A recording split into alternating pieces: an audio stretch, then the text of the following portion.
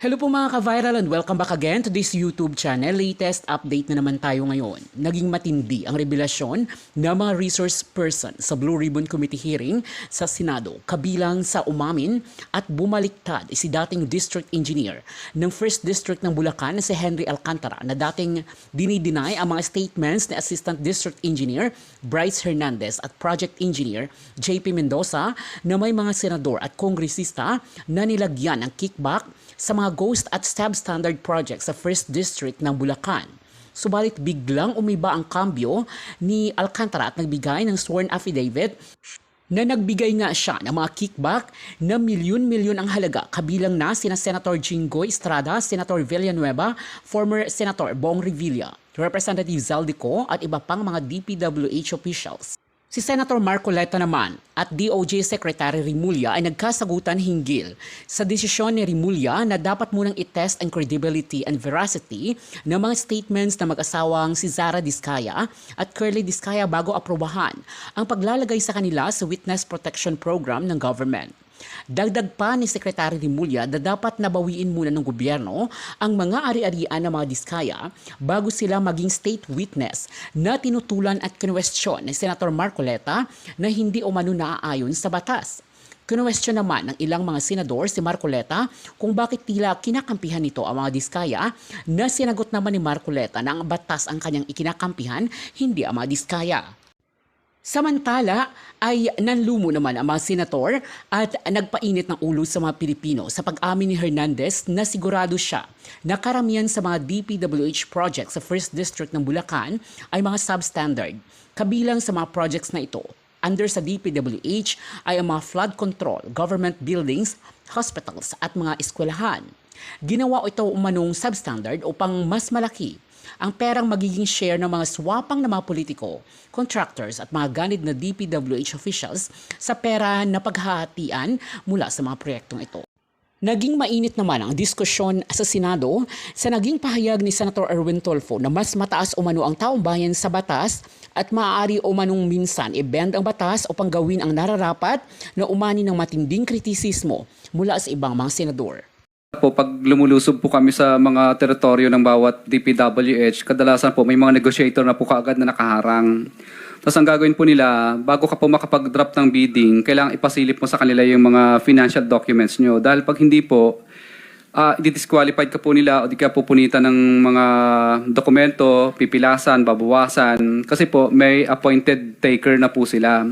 Kaya minsan po tatanungin kanila, ano to, laban or makikisama or ano po, mananahod. So pag sinabing manunahod or makikisama, hindi ka po nila pipilasan at kasama ka pa doon sa share na hatian ng percentage po. So yung sahod, mabibigyan nyo, magpapatalo yun, pero meron na siyang kita. Opo, pero kailangan po, ipakita niyo po muna sa umpisa yung kanyang financial documents po.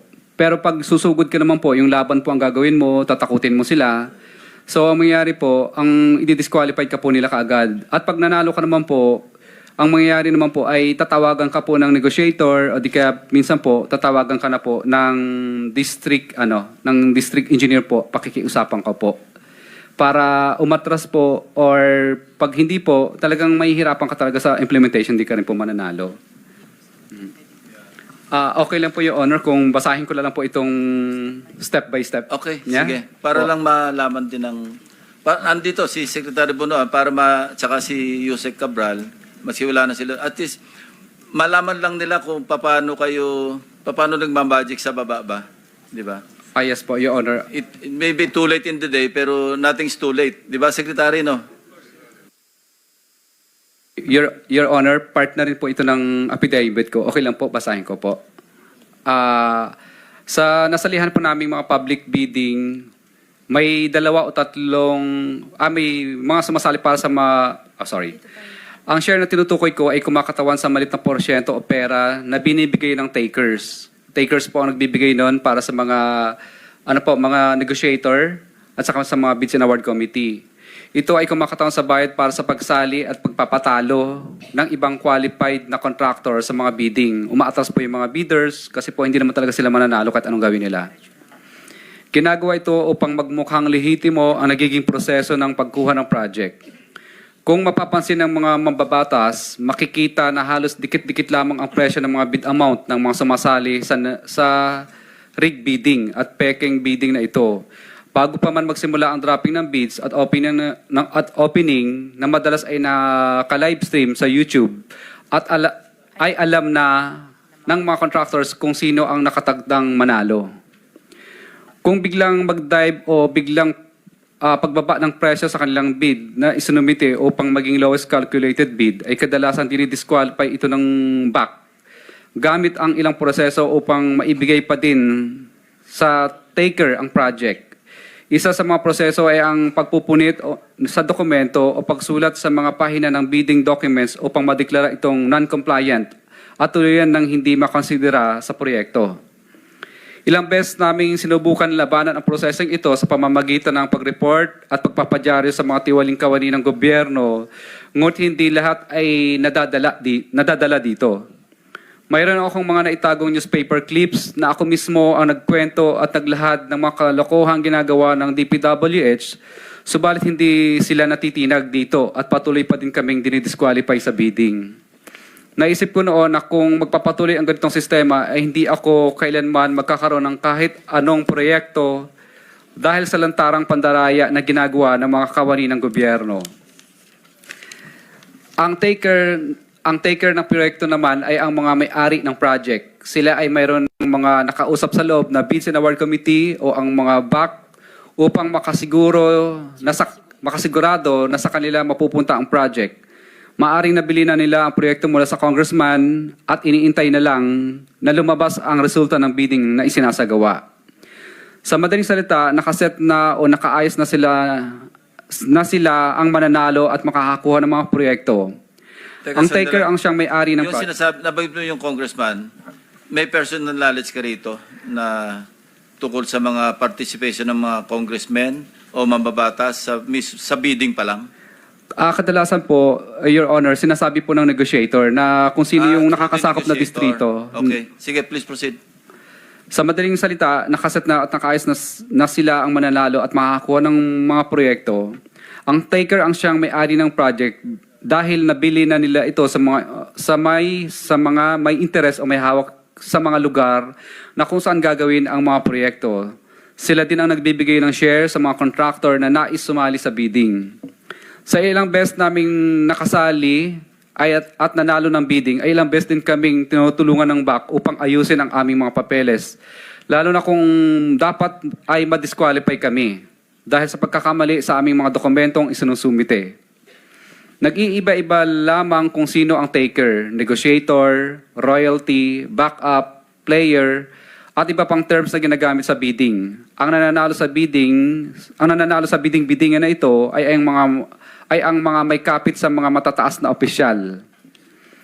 Ang negotiator naman ang nag-aayos sa mga gustong sumali sa araw mismo ng bidding. Sila ay kadalasang tao ng taker o di kaya ay miyembro ng BAC upang makasigurong kontrolado nila ang magiging flow ng bidding pati na din ang magiging resulta nito.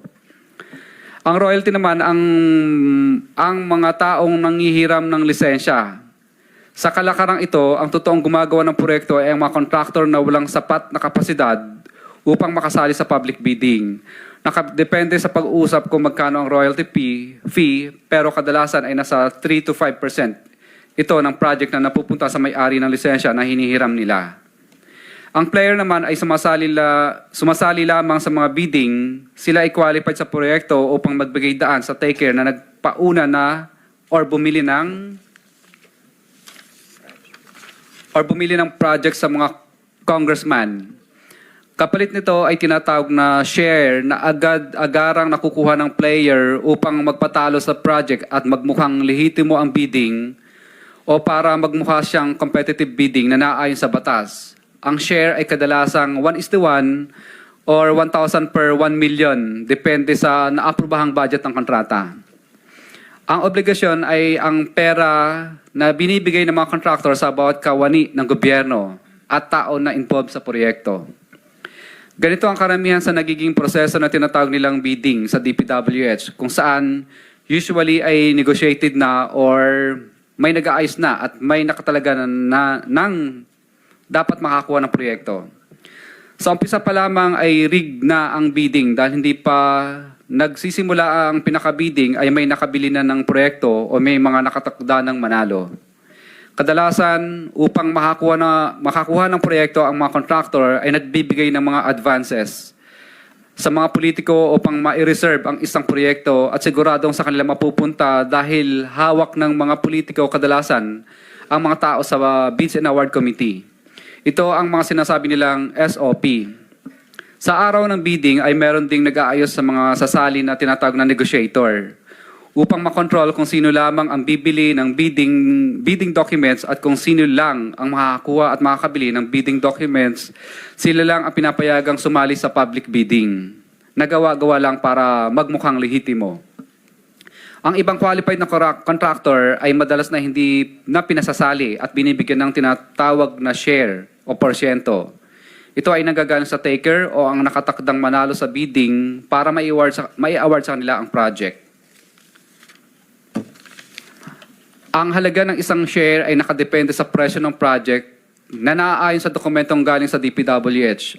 Ang halaga ng share na nakukuha ng mga contractors na sumasali ay pumapatak sa 1 to 3% base sa total na presyo ng proyekto. Ibig sabihin, Excuse me, sundan ko lang.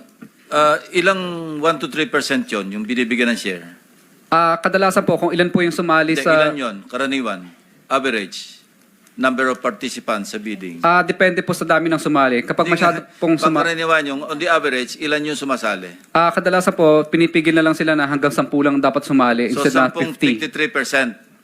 53%. Hindi po. Bali, yung 3% po, hati-hati na lang po yung Hati-hati lahat na. ng contractor Okay, thank you. doon. Base sa total na presyo ng proyekto, ibig sabihin, dito pa lang ay may nababawasan na agad na pinaka-operational budget ng taker. Kung susubukan naman namin hindi sumali sa kanilang gustong gawin at susubukan namin na sumunod sa tamang proseso, ay pinapunitan nila ang aming mga dokumento pang-bid para ma-disqualified o maka-classify bilang non-compliant. Kami agad. At hindi na ikinukonsidera ang mga dokumento para sa bidding process. Sa ganitong sitwasyon ay wala din kaming matatanggap na ganitong dahil hindi kami nakisama sa gustong mangyari ng mga taker o tinatawag din naming sunog o lugi.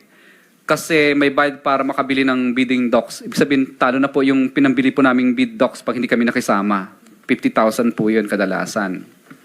Ang patakaran lang ito ay kadalasan ay ginagamit nilang pananakos sa mga contractor dahil pag na-disqualify kami o maging non-compliant, may posibilidad na kami ay tamaan o mabigyan ng sanction ayon sa 3-strike policy upang ma-blacklist kami. So, ibig po sabihin, sinasadya nilang ma-disqualify kami na 3 ulit para wag na kaming sumali ulit kasi mabablacklist na po kami. Wait, meron kang document. Are you willing to sign that document na parang affidavit din at isabit mo sa komite? Yes po, Your Honor. Pero may The whole point is, parang sinasabi mo, the contractors are at the mercy of DPWH officials who sometimes are at the mercy of politicians. Yes po, Your Honor. Long and short. Mahaba pa ba yan? Yes, Your Honor, konti na lang po. Oh, Tapos sige, ka lang go po. Ang back ay involved sa ganitong sindikato simula pa lamang sa pagbili ng bidding documents hanggang sa matapos ang pag-evaluate ng bidding at may award ang proyekto. Minsan ay mismo ang back secretariat mismo ang negotiator upang maisigurado na walang makalusot sa contractor. Nagiging mas madali ang pagkuha ng project dahil mas may tinatawag sila na padulas o ang perang kinukuha ng back mula sa contractor. Sa ganitong pamamaraan ay pinapadali din ng back ang pag-award at pag-ayos ng mga bidding requirements sa project. Ibig sabihin, kahit dapat wala silang pinapaboran ng mga bidders o contractors dahil may mga padulas, ay sila mismo ang tumutulong para mapabilis ang proseso. Kadalasan ay sila na ang nag-aayos at nagsasabit mismo ng bidding documents ng kumpanya upang mapabilis ang mga billing na naayon sa accomplishment ng project. Kung hindi ito gagawin, ay gigipitin nila ang mga contractor, pupunitan ng mga papel upang mahirapang ma-award ang project.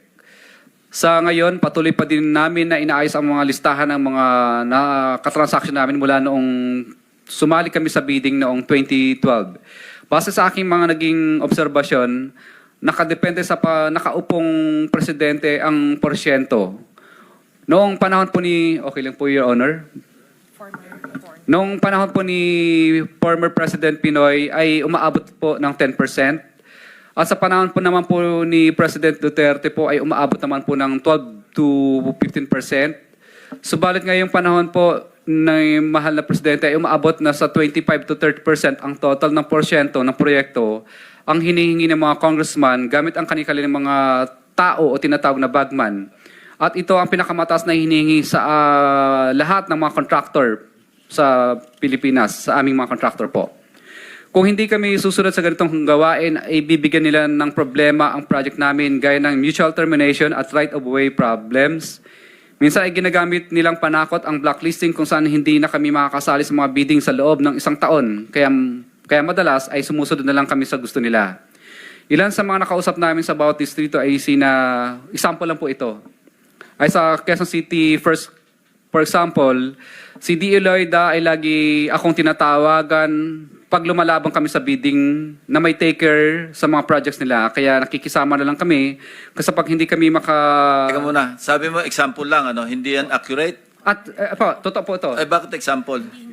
Kasi po, ilan lang po ito sa mga babanggitin ko kasi masyado po mahaba. Nakikisama na lang kami kasi kapag hindi magagalit ang politiko na may hawak sa kanila at tatanggalin sila sa pwesto at ipapaba-blacklist daw kami sa pamamagitan ng 3-strike policy. Tinatanong ko kung sino politiko dyan, ngunit ayaw nila itong sabihin dahil sa kanilang posisyon bilang district engineer. Sila ang may control ayon sa kung sino ang congressman ng district na nakakasakop sa area ng projects na nilalabanan namin. Year 2022 onwards, ang kalakaran po dito tuwing sumasali sa bidding, hinaharang kami agad ni Lynn, negotiator sa bidding. Kapag matigas ang ulo naming nagdadrop pa rin kami sa aming bids, kahit anong subok naming ayaw buksan ang financial bid na aming isinumite. Kapag nanalo sa bidding, matatanggal si D.E. Loida. Siya po mismo ang tumatawag sa akin para magpa-disqualify na lang kasi kapag hindi, gagawin di umano ng paraan upang madali o sa 3-strike policy. Para maiwasan naming ma-blacklist at magalit sa akin ang politiko na may-ari ng mga projects, tinatanong ko sino ang mga politiko ng district ng mga congressman na nagpapabidding sa DPW's Quezon First Deo. DPW's Quezon City First Deo. Sa DPW's Quezon City Second Deo naman, ganun din ang bidding dito sa panahon ni D.E. De Buenadera, year 2022 onwards, na sinundan naman ni D.E. Protesta, wala din masyadong bidding. Kasi kapag sumasali kami, disqualified agad at papakiusapan ka ng negotiator na umatras kasi may taker na rin mga politiko dito. Kung kanino galing ang projects. Gaya ng Quezon City First Deo, 3-strike policy din ang panakot nila at magagalit daw di umano ang mga politiko sa DE kapag nanalo kami at tatanggalin sila sa pwesto. Ang congressman sa lugar na ito ay magagalit sa amin at papahirapan kami sa implementation ng proyekto kapag ito ay na-award sa amin. Kaya napipilitan kami minsan umatras dahil sa matinding pressure at pakiusap ng DE at negotiator. Minsan kapag hindi pa rin maayos mga taon na ng congressman ang tumatawag at kumakausap sa amin kapag ayaw pa rin naming umatras. Yun po. Anyway, pattern na establish mo yung pattern. Secretary Bonoan, Yusek Cabral, nabanggit niya since 2012. Andyan na rin kayong dalawa since 2012. Hindi niya na monitor yung structural systemic, structural. Yung Bulacan First District Engineering Office, tingin ko microcosm lang ito of what's happening in the entire country. 23. Your Honor, this is very revealing that I am hearing now. By the way, Your Honor, I retired in the Department of Public Works and Highways in 2010. And then, 2010. okay, sorry. And I just came back in 2022, Your Honor. So this is very revealing, Your Honor. See, this is the loophole actually of manual bidding. I would not know whether, for this particular problem, I don't know. In my watch,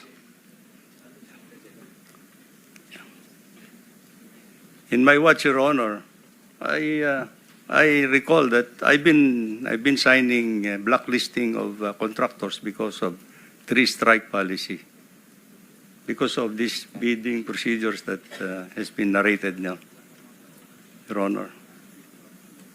Sige. Siguro Last point, ano? Yeah, And then after wrap you, up na Senator siguro. Marcoleta.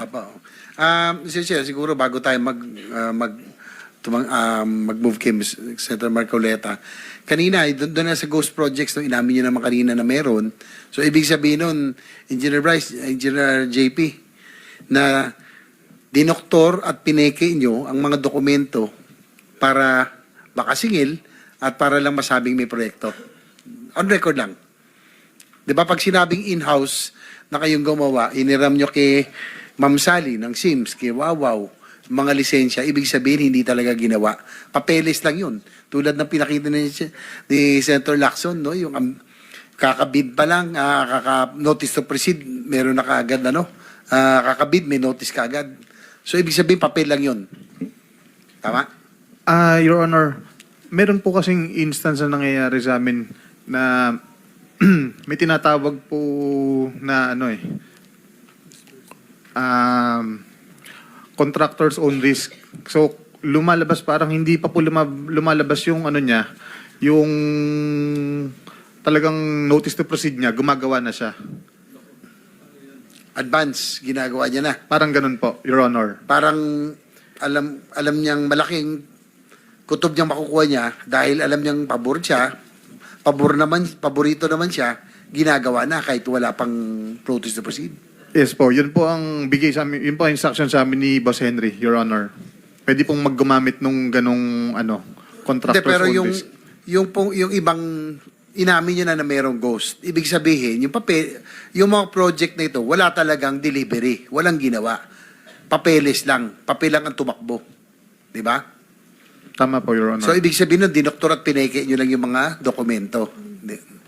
Nung project engineer po gumagawa po nun, Your Honor, kami po pumipirma. Pero ibig sabihin nga, dinoktor nyo, pineke nyo yung mga dokumento para mai-forward, para makasigil kayo, makuha nyo yung SOP. Tama? Parang ganun po, Your Honor. So, Mr. Chair, hindi lang ang lisensya nyo, hindi lang engineer. Kasi nagdodoktor kayo ng dokumento, fake dokumento, arkitekto pa kayo na modus. 3 ang profession nyo. Yun na lang huli. Tapos, bago yung si D. Alcantara, tinanggi yung Ghost Projects. Pero, ngunit sabi niya, wala siyang problemang akuin niya yung ibang proyekto. Tama ba? Di ba yun yung sabi ni D. Alcantara? Hindi niya alam yung Ghost Projects. Akuin niya lahat. Yung umpisa pa lang dito, sa kanya na kagad Sabi niya, siya may kasalanan, negligent siya. In nga po, Your Honor, na sinasabi namin nun na bakit inamin naman na lahat ng boss ko, bakit yun hindi pa niya inaamin? Yung Ghost. Opo, Your Honor. So, minimaintain mo rin pa yun? Minimaintain mo pa rin na alam ni DEN, Opo, Your Honor. ni boss mo na alam yung Ghost. Opo, Your Honor. Si JP Mendoza, sige lang, bago tayo meron kasi akong info na nagkausap kayo na sinabi mo raw sa inyong boss na oo, akuin namin talagang hindi niya alam. Totoo ba hindi? Hindi po, Your Honor. Kumbaga, nung time po na nagpa-meeting po siya, binabanggit nga po niya na akuin nga. Bali, sabi pa nga po, nung nakaraan pa rin kay Engineer Bryce, pumunta nga daw po kami dalawa kay Secretary Bonoan at doon nga daw po kami magsabi. Baka naman hindi kaya ginost nyo lang si Engineer Alcantara ng boss nyo, Engineer Hindi. JP, Hindi Engineer po, Your Honor. Bryce. Ghost Project, baka ginost nyo lang hindi ba? Your Honor, hindi po talaga ako makakakilos at makakapag-desisyon ng hindi alam ng Lahat boss alam ko. niya. Opo, Pero Your kasi, Honor. Opo. base kanina sa testimonya ni JM Ramos, si engineer, doon sa nakita niya, talagang nagalit si engineer, si DE sa inyo. Kaya yun ang gusto natin malaman, kung sino talaga ang may kagagawan doon sa Ghost. Yun nga po, Your Honor, ang pinagtataka ko rin kasi very timely kung kailan po siya lumipat kung kailan po siya na-promote at saka naman po nagka-problema tong ganito. Dati naman po, mula 2019, wala pong nagiging issue na ganyan. Yun lang po, Your Honor. That's all, Mr. Chair. Thank you. For the information about Senator Marcoleta, we have suspended the 5-minute rule as well as yung intervention na one question, one follow-up question. So you're Mr. Chairman, next. You just- can take all the time that you need. Mr. Chairman, just an administrative matter before. Yes, Senator Pangilinan. Yes, considering that Undersecretary Bernardo had been mentioned earlier and that he had been invited to attend today and he is absent, he was subpoenaed today. For your information, he will attend on Thursday. Oh, so there is already information that he will. Yes. So no need to have him He show cause. submitted a draft affidavit and he promised to attend on Thursday because we will suspend today to resume on Thursday. So no need for show cause. No, because he committed to attend and he Okay, will also make his own revelations. Thank you for the clarification, Mr. Thank you. Chairman. Senator Marcoleta is recognized. Salamat, Mr. Chair. Hindi ko na po nakikita si Secretary Boying Remulla, Mr. Chair. Meron po bang naiwan na USEC man lang ng Department of Justice? Anybody from the DOJ? Wala si PG, Padulyon ngayon. Anyway, he will come back at 1:30 to 2, between 1:30 and 2 p.m., Your Honor. Kasi kaya importante po ang aking itatanong sana sapagkat kaninang tinatanong ko siya, pinipilit niya yung opinion niya na kinakailangan talaga magsoli yung mga diskaya para tanggapin niya yung aplikasyon. Wala naman po talaga sa batas yun. Ipipilit ba ang opinion ng isang undersecretary o isang secretary ng Department of Justice samantalang maliwanag na maliwanag po ang requisites ng batas? Itingnan mo po natin ngayon, Mr. Chair, ang dilemma nitong dalawang mag-asawang ito. Narinig po natin ang supplemental affidavits nila. Sa aking palagay, very extensive revelation ng mga pangyayari na ating binubuksan ngayon. Ngunit dahil nga nagpahayag kayo ng opinion ninyo, ito po yung kanina pa pinipilit ko na parang na-discredit na sila kasi kung ikukumpara sila kay Bryce Hernandez, mas kapani-paniwala si Bryce Hernandez. Masasakripisyo ngayon, whatever is the quality o madidiminis ngayon ang veracity ng kanilang testimony. Ito po yung kanina pa gusto ko nang sabihin sana. Paano natin paniniwalaan sila ngayon kung nakapagpahayag na tayo ng opinion tungkol kung sino po yung dapat paniwalaan dito? For the record, Your Honor, naniniwala ako sa kanilang mga pahayag ngayon. Alam niyo, yung credibility, relative yan eh. At one point, si Bryce Hernandez, as I also mentioned, was not credible. He started becoming credible because of new revelations. Afterwards, he may not be credible again. Relative po yan eh. Kaya Hindi po. pwedeng, wala pong cast in stone na credibility, walang cast in stone, especially in a hearing like this. Yung pinakamaingat nga po na gagawin natin, minumungkahi ko, Mr. Chair, na huwag na po tayong magbigay ng opinion. Makikita naman po natin sa pagdaan ng in the course of our discussion kung sino talaga ang maglilinaw na makikita nating nakakatulong sa ating pagdinig. Ito lang po ang gusto kong sabihin. Pangalawa po,